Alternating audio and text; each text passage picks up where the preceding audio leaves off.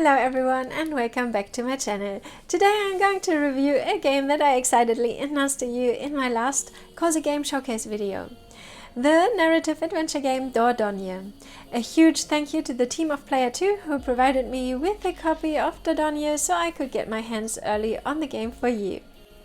Developed by the French indie studio Sais Quoi, Dordogne will be available on all platforms. I'm gonna play on PC via Steam, but no matter what your preferred platform is, you will find the game there as well. And to find out if this game is right for you, let's jump into my review of Dordogne. This story. In approximately 5 hours of gameplay, we get to play as Mimi, a 32-year-old woman who has lost all of her memories as a child. In hope to unravel the mysteries behind how and why, she returns to her late grandma's house at the Dordogne. As she can't remember anything prior to the summer she stayed with Nora at her countryside cottage. Set in the present and past, we will also immerse into the world of 10-year-old Mimi, who makes a very mysterious friend along the way. The story is quite complex and very intriguing. A lot of the storytelling happens through letters and even audio recordings. Even though I think I found all of the letters, I feel like there are still some gaps. Without revealing too much, for example, we get to know that Mimi's father didn't get along with his mom and his dad, but I didn't quite get why exactly he wasn't on good terms with his dad. First I thought Renault could be the reason, but it all must have started before his time. Also, why did have some strangers at a cafe a tape of Nora and Eduardo lying on their table? Either way, I don't want to say too much, so I leave it at that. I love, however, that we get some context of the present grown-up Mimi via text messages with her parents and colleagues or friends, as well. Visual design and sound. In terms of aesthetics, Dordogne is a visual treat with a charming and vibrant watercolor art style. The use of sweet and bright colors throughout the game adds an inviting, dreamy atmosphere. The hand-painted visuals create a sense of warmth and nostalgia, perfectly complementing the game's narrative. Whether you're exploring the rooms of Mimi's grandmother's house or venturing into the landscapes of Dordogne, the aesthetically pleasing visuals truly immerse you in the game world. What I found most captivating and impressive was the water and its mirror-like shininess of the Dordogne itself. The attention to detail in portraying the water's surface and its reflective properties adds a level of immersion, as well as the dark cave with the glowworms, making it equally enchanting and visually striking. Together with the authentic sound effects, the lovely and mostly calming music, the visual design catches the nostalgia of childhood perfectly. Everything seems kind of fun and playful. It really threw me right back into my own past memories as a kid when I was out and about exploring the countryside of my childhood home. But also made me wish to get that feeling of freedom and adventure back that you feel as a child. I love how the sound effects are implemented in the gameplay. Looking for certain sounds and trying to record them is not only fun, but creates a fully immersive and multi-sensory experience for players. Well done is also the sudden change in atmosphere and mood from relaxing to thrilling. I personally felt worried when 10-year-old Mimi started climbing and jumping in rocky caves, and my anxiety spiked when I was trying not to let her kayak sink in the floods that felt so threatening and dark. Gameplay. The gameplay is fairly simple, at least on PC playing with keyboard and mouse.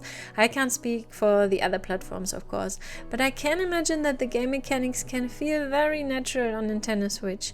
Solving puzzles as young Mimi as well as grown-up Mimi, we get to pull, drag, twist and twirl, or even control Mimi's hands while, for example, brushing her teeth or overfilling cereal bowls. While 32-year-old Mimi is looking for clues of the past around her grandma's house, 10-year-old Mimi joyfully explores the world around her, collecting sounds, stickers, words and photos for her journal. All in all, a very unique and interesting concept of gameplay and storytelling. Jumping back and forth but offers a refreshing change in gameplay while also keeping you engaged in the story. When you find certain clues or you progressed to a certain point, the game automatically proceeds to the next chapter. Even though this guarantees continuous flow within the story, I sometimes wished I could have stayed in certain chapters for longer to find all the collectibles for my journey.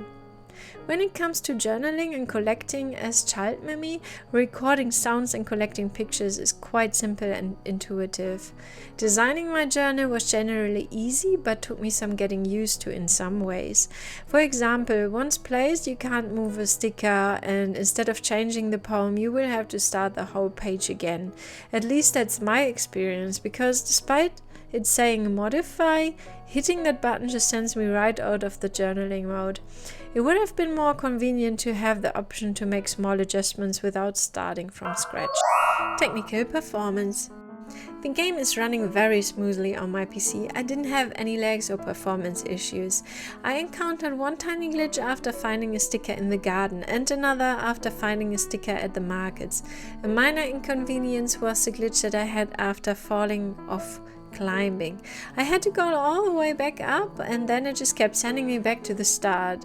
It was rather frustrating at first, but when I got to the point I originally fell off, it was all back to normal.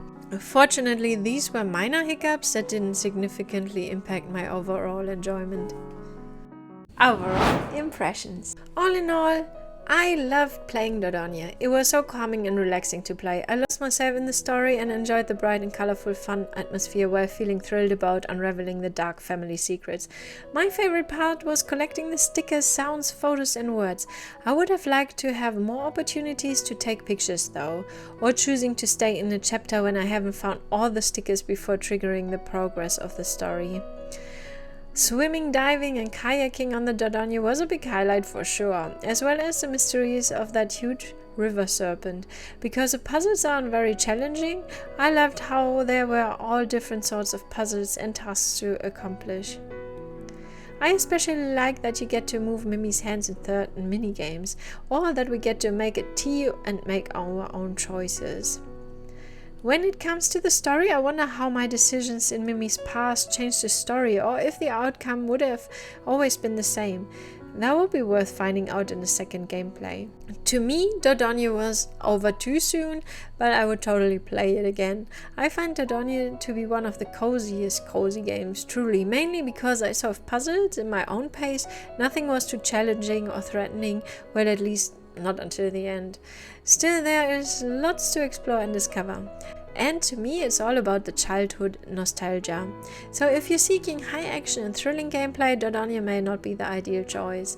If you like cozy adventures that have an engaging story to tell and cozy puzzles to solve, Dordogne is definitely a game you should try. Thank you so much for watching my sweeties, and if you liked this video, please don't forget to subscribe. Let me know in the comments, what do you think about Dordogne? I would really love to hear from you. See you next time, stay sweet!